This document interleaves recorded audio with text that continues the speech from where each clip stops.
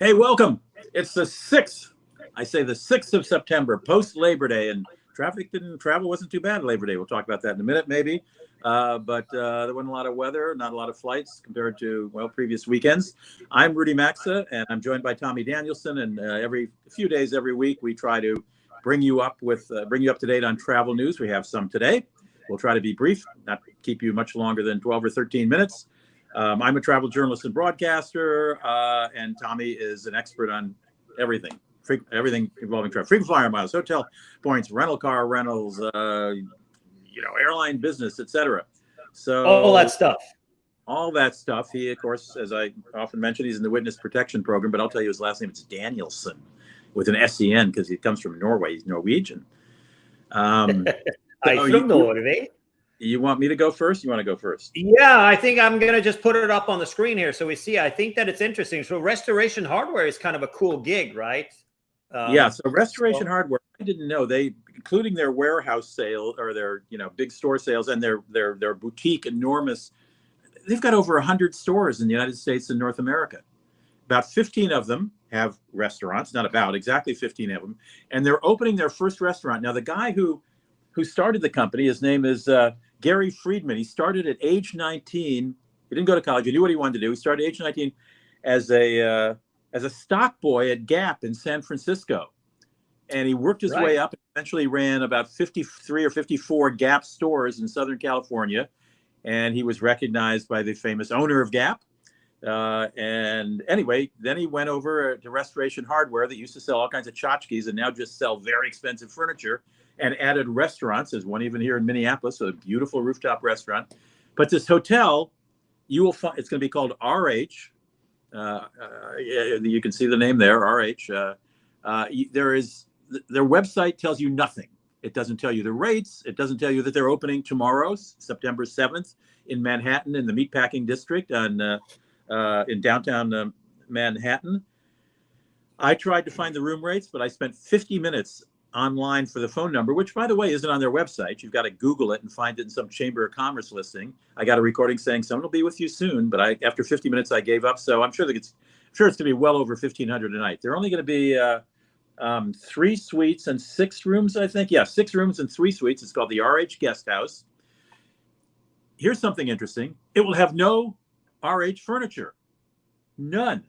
No Restoration Hardware. Are you kidding me? Not even the fixtures in the bathroom?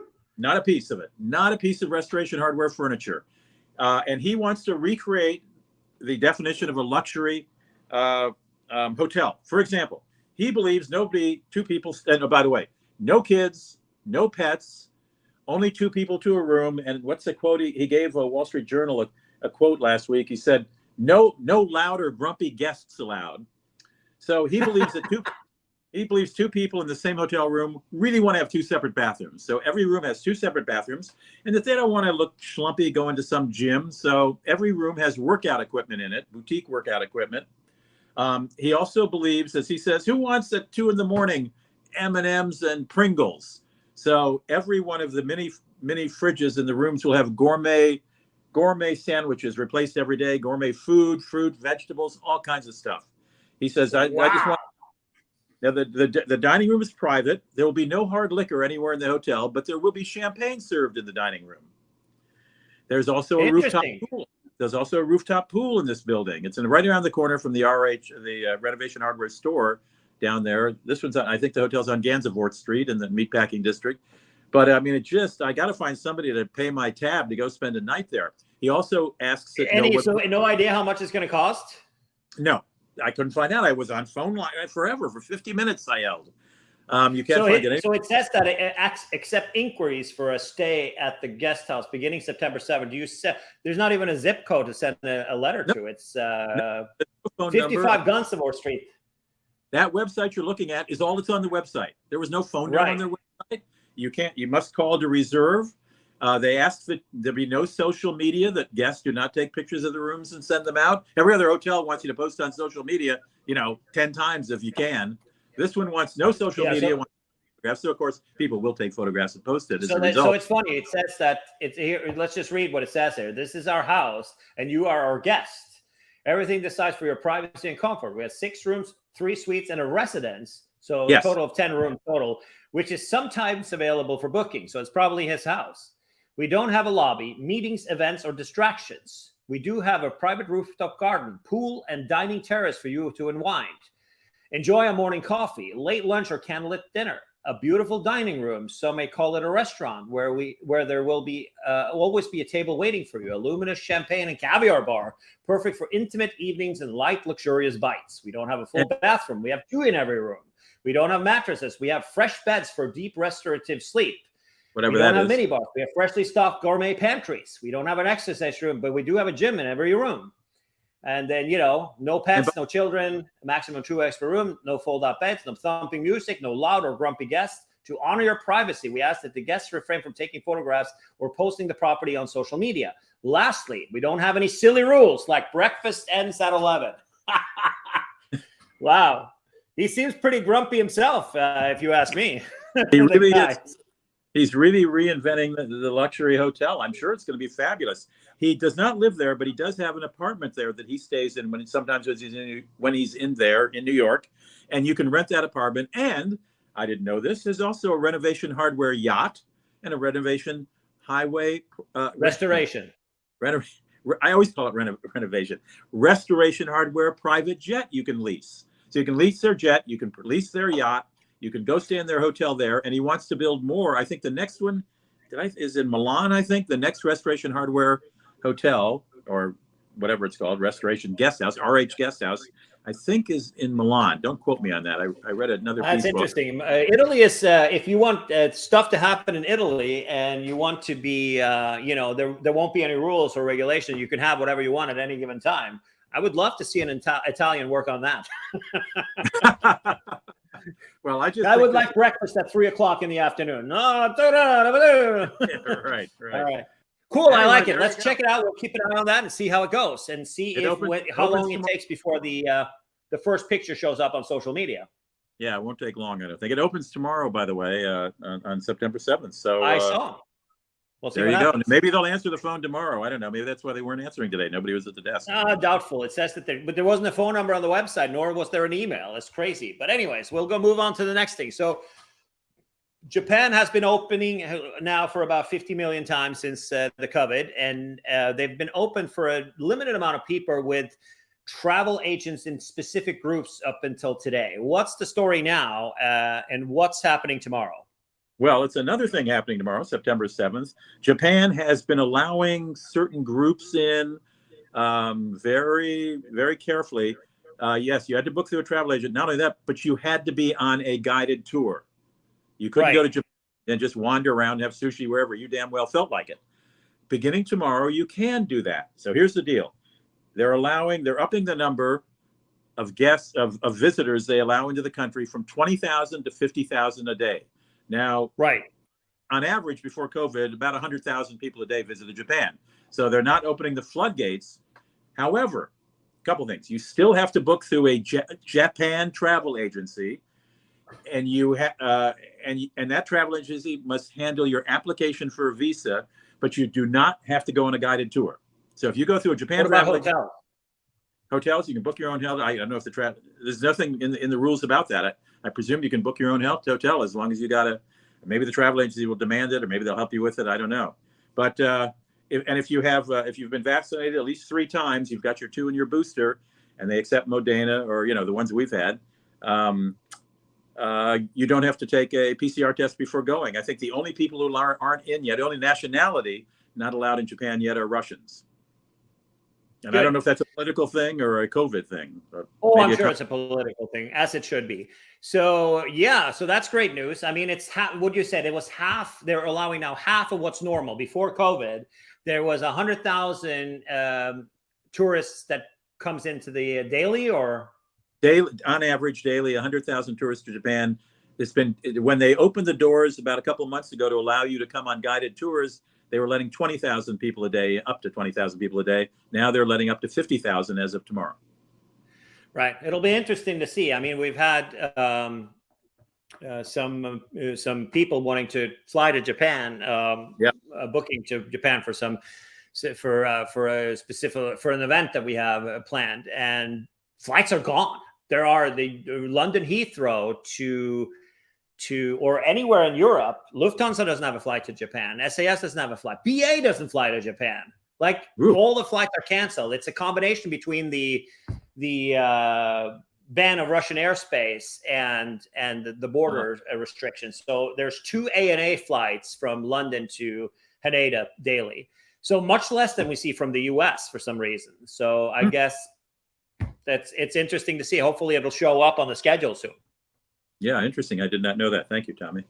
You got anything for me? All right. So I've got IHG, so Intercontinental Hotel Group, which owns like Holiday Inn and Crown Plaza, Intercontinental Hotels, and things like that, had a massive outage, and they came clean today that they were hacked overnight. So they have been down. The IHG website was down for more than a day, which is the longest I've heard of any sort of outage. They're still working on it as of today, as of right now. They're still working on it. I haven't tracked. Let's see if we can get into onto the website here and see if it's still, if you can. That's cost them a little. It's up now, but it was earlier. See, here you go. There's a notice on the top there. I saw the reason how I found this. I Googled it. I saw multiple people trying to make reservations on social media. They were posting up. It's like, hey, it looks like something's going on here, and it's not able. So time to change your IHG password, maybe, or who knows what's going to happen there. I'm sure there will be some people who are going to lose their data again. Have they revealed whether the hackers got into personal accounts? Not yet. We'll see what happens. Stay tuned if you have an IHG account, which most people do. Okay. All right. Good idea. And then we were going to talk a little bit about, we fell a little short on that. And now we're also at the 15-minute mark, right? Actually, we are 12-minute mark. So we have 3 minutes. So we're talking a little bit about Four Seasons in Mandarin Oriental. And, it's. Yeah, you said when we last talked, you mentioned their frequent guest programs. I said, what? Four Seasons Mandarin Oriental have frequent guest programs? And you said, yeah, we'll talk about it. They do. I didn't know. Okay. So the Mandarin Oriental is just, you become a member for free. You just sign up on their website, and when you become a fan, is what they call it, because of the fan in the logo, right? Right. You see all these celebrity, I'm a fan, and that's the MO or MI logo, right? So you get breakfast for 2 for free. You get a pressing of an item. You get a welcome amenity. And you get offers that are pretty decent, actually, and also the upgraded Wi-Fi from just signing up. That's incredible, especially 2 breakfasts at a Mandarin Oriental. Those are not cheap. Right. So, I mean, the vast majority of us. So the vast majority of us, when we stay at the MO, we book through a third party. So we book through either FHR or travel agents, or because you get a lot of goodies when you book, and it's the same price on the website. But the best thing here is. That you get, you will get a better thing for just signing up and stuff from going through a other. So let's see here. When you book through a third party, so how do we explain that, Rudy? When you book through a third party and you get a bunch of goodies for more expensive hotels. Hotels have to pay that third party commission for you booking through them. So it sounds like Mandarin Oriental is thinking, well, wait a minute, why don't we offer a few freebies so they book through us and we don't have to pay any cash to any third party people like, Expedia or Hotels.com or whatever. Right. That's probably all right. So, and they also have an elite membership, which you get invited to from that. Elite status gives you, food and beverage credits and big difference and credits, big other difference, welcomes and upgrades and larger, the upgrades are often done to suites instead of just larger rooms. So normally the strategy you have at a luxury hotel is to book a little bit higher. If you want to have a suite, you should book as 1 or 2 categories under a suite. That increases your chances of getting a suite. Four Seasons is a little, pardon? Do you have to pay a certain amount of nights to become elite, or does it not say? It's an invitation gig going on. So Four Seasons that doesn't have a standard level. You're elite or you're nothing. but you have to, be invited to get there through a system. So Really? I think that So you don't sign up for a Four Seasons frequent guest program. You're invited. yeah, you do sign up so they have a Four Seasons, at least that a Four Season, while offering similar benefits, have no base membership like MO. You are elite or nothing. There is no entry level for everyone. As well, while offering breakfast and other perks like MO, the F&B credit is limited to $100 for standard room and $200 for suite. So these are like $100 for room service and $200 for room service, or whatever, spa treatments and things like that.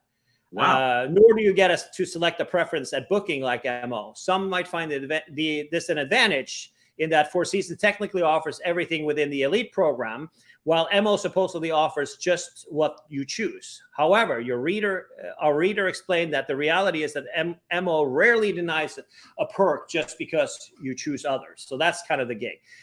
So here are a list of what you get. So you don't get any miles and points. That's you don't get any miles and points. Are you talking Four Seasons now? About to talk Four Seasons? Yeah. So we'll do a comparison since we're a little bit here. So this is from a reader of Matthew Clint's blog, Live and Let's Fly. And this is how he rates the program. The advantages, I'm sweating here because it's, 114 degrees outside now. Yeah, we're reading all about it. Yeah, higher F&B credits is the advantage for three nights or more.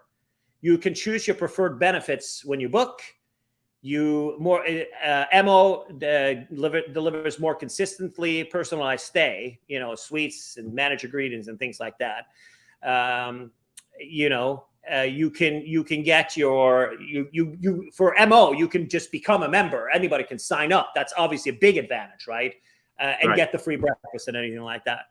I mean, what is the cheapest MO in the world? I mean, it's obviously probably something like Kuala Lumpur or something, I think the cheapest MO I've ever booked was the one in Vegas, but it's not an MO anymore. It's what is it, Conrad or Waldorf Astoria or something? I think it's a Waldorf Astoria now. Yeah, I think. Right. So I think that's I had the everything you just was Mandarin Oriental. What? Okay. Right. Advantages with Four Seasons is that you get a state-of-the-art app, including a special new elite version just launched, which allows communication before, during, after your stay directly with the hotel to your personal concierge at the your personal concierge at the corporate offices. You can communicate with both. Questions and requests are typically addressed within 2 minutes. Strong footprint in U.S. and Europe is what we're talking about. So, there are a lot more Four Seasons than there are MOs. Sure. Well, I bet the answer within 2 minutes, I don't think we're going to get that from the RH Guest House in the immediate future. Yeah. No, I think that at the end of the day, it's cool that they're offering something, even though it's not a loyalty program per se, but It is a way for them. I mean, they are highly dependent on booking through third parties, more so than other hotels. And that's why they're a little bit careful with getting into that game. But at the end of the day, there is a genuine push from luxury properties to step away from other things, from third parties to do that kind of stuff themselves. Interesting that they're joining. I've wondered for years why Four Seasons, because Ritz-Carlton certainly through Marriott has its loyalty program, and most hotels do. Hilton, Conrad's, and all through Hilton. But I was wondering if Four Seasons was just never going to do it. It reminds me. I don't think that either Belmont or Four Seasons or MO is going to have a loyalty program where you can buy cheap hotels and redeem for an expensive one. I don't think that's going to happen. And I think that that's kind of okay, because there should be some sort of a type of hotel which doesn't have, guys like us using our miles and points to go there for free. Right. Well, I'm going to sign on for the RH guest house frequent guest program if I can afford it. Yeah, he's going to make a frequent guest program for 9 rooms and his residence. Right. Exactly. No, at the end of the day, I think that these hotels are, it's a very, very high demand right now. Hawaii is crazy expensive. the Hualalai, who is definitely one of the best hotels in Hawaii on the Big Island. They've been made hundreds of millions of dollars in investments during COVID to a new pool with fish and all sorts of sea life in it, like marine biologists they have on sites and things like that. And a big staff that works on that pool. And they've redone all the rooms, and it's a gorgeous place right on the beach on the Big Island. And it's the prices are more than double. Is that a Mandarin Oriental you're talking about? That's the Four Seasons Hualalai. I think you've been there. Oh, okay. I'm sorry. I didn't know that was you're talking about the Four Seasons. Sorry. Okay. Yeah, the Four Seasons Hualalai is on the Big Island, and I think you know that. I think we've talked about that place. It's the prices have gone up from like $895, $950 for a standard room facing the dumpster to like $2,500 a night. Oh my God! So it's but demand for Hawaii is starting to drop a little bit, and we're going to see it drop even more throughout the winter and the spring if the currency is staying at the level we're seeing now. I mean, as of this morning, I mean, the pound is 115, and the euro is 98 cents, 97 cents. So that's going to have an impact on people are going to be leaving the country, and you should leave the country. Go to Europe, for crying out loud. It's on sale. Come with us. Last thing I have for today is Companion Pass. Are you familiar with the Companion Pass, Rudy? Companion Pass for what? For whom? Southwest. So we're going from Four Seasons to Southwest. Oh, sorry. Well, a Companion Pass. Yeah. If you book, I'm a little vague on the rules because I don't fly Southwest often, but I know if you spend a certain amount of money or book a number of flights, you get a Companion Pass, and the companion can fly for a whole year with you for half price or something. Is that?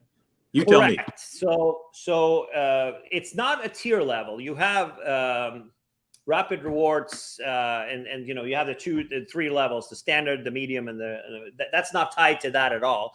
You can spend your way. So if you have a Southwest credit card, or it's the Companion Pass, it's not based on qualifying flights and tier qualifying miles and stuff like that. It is based on how many point miles that you credit into your Southwest account. So if you sign up for a credit card and you get 80,000 miles from that credit card sign-up bonus, you are almost there. I think it's 115,000 miles you need per year in order to get this. So if you do that and you put $20,000 on that card, or 10,000 if you in Southwest flights or whatever, there are multipliers there. You get Companion Pass, and if you get it now, it's good through this year and until next year. So what is it? Well, when you book a Southwest flight, you can book another person with you at any given time that you travel. So you can bring your wife, or bring you can also change it. I think it's a few times per year you can change who your companion is also. For no additional charge? No charge. Well, you pay the $5.60 taxes. So wait a minute, hang on. I'm a little unclear. So can you get that just by putting $100,000 on a card, or a certain amount of money in card, or? So, for example, the smartest way to do it is to sign up for a credit card or two. If you sign up for one business card, so what's the sign-up bonus for a Southwest credit card right now? I don't know. Let's see. Here's one for 70 from Creditland. Actually, I saw one further down to 80,000. TPG. They know how to push credit cards. So you can sign up for the priority credit card, and then I'm sure there's a business card also, right? All right. Well, let's say you get 70,000 points. Then what do you have to do to get that Companion Pass?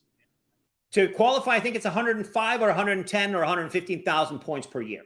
So here you sign up for a card, that's 80,000. Then if you spend, say, this card earns X amount of money per dollar spent. You don't even Southwest. have to. You don't even have to fly. You don't have to fly. No. So you can do it all on your card. Correct. Okay. You have two on your Southwest accounts. You have three variables. You have a tier where you qualify for your tier with flights or miles flown, and then you have miles earned towards Companion Pass, and that's any miles that you or points you earn from Southwest counts towards the Companion Pass. And if you get it now, for example, if you qualify now, Right. You have it for the rest of this year and for the entire next year. You can fly with somebody for free. So meaning that when we've had it multiple times, Melinda had it the last time as she flies Southwest and she got the promo or whatever. We can fly down to LA, the $49 tickets. So it's $49 round trip for us because it's, it's like completely free for the second person throughout the whole year that you earn it and the following year. Now wouldn't it be smart then to try to qualify for it by applying for your card in January and getting up to the requisite amount of? Absolutely. And a lot of people do that. All of 2023 and all of 2024, or all of remaining 2020. Okay. So here's the offer that people can do because it's much easier. You have to take 2 one-way flights by September 8th. 2 days from now. Correct. Then, hang on, you have to book the flights by September 8th. Oh, okay. And then you've got to complete your travel before November 17th. Okay. Then you get your promotional companion pass for 2 months where you can fly with somebody for free from January 4th to March 4th next year. Oh. So if you have a couple of Southwest flights planned already, let's see if changes made to itinerary after purchase may eliminate qualification for this promotion. So meaning that, So doesn't require 80 or 100,000 points. This is a temporary offer. Book and take 2 flights. Book before September 8th. By September 8th, complete the travel by November 17th, and you are companion pass for 2 months in this year. There you have it. Okay. Well, there's a temporary deal. If you want the long range one, apply for that card January and get your however many points more you need by charging everything. It's a great way to try it out. And I mean, we used it a lot before. I mean, a lot. I mean, you could take like in 2017, 2018, we Melinda and I we would sign up for a credit card 1 year, and then she would sign up for another one next year. So we would have it for multiple years. And then we would also, Melinda got a promo also where she had to fly, I think 2 round trips it was within 3 months. And then she got it for another year. So we've had it we don't have it now because of the pandemic, but we had it before. It's awesome. I mean, it gives us the opportunity to take a round trip for $50 within California. Meaning you can go to Long Beach, you can go to LA, you can go to San Diego, Santa Ana, you can go up to Portland, you can go all of these things that are short distances for us. And Minneapolis also, you get the best terminal. You can go to Terminal 2, which is awesome. Chicago, back and forth to Chicago 3 times, right? Go to back and forth to Chicago. If you book in advance, it's and also with the flexibility that Southwest offer, it's the most customer-friendly airline in America. Right. Well, that's a lot of information today. This is a solid one. There was way over time, and I apologize for that in advance. But check out the companion pass with Southwest. It's definitely worth it for some people to check it out. And check out signing up for Mandarin Oriental or Four Seasons if you can afford to stay in those hotels, or if you're really rich, maybe check out RH Guesthouse when it opens tomorrow in New York. Okay, pearls. We're giving you pearls here, and if you want to travel to Europe with Tommy's and my curated very small group European upscale tours, go to maxatours.com and check out the offerings for 2023. I think we have maybe room for 2 couples for the Christmas markets, but 2023 has room on most of our tours. Hey, thanks for joining us, Tommy. Take care. We'll talk later. Yes, sir. Thank you. Bye-bye. Bye.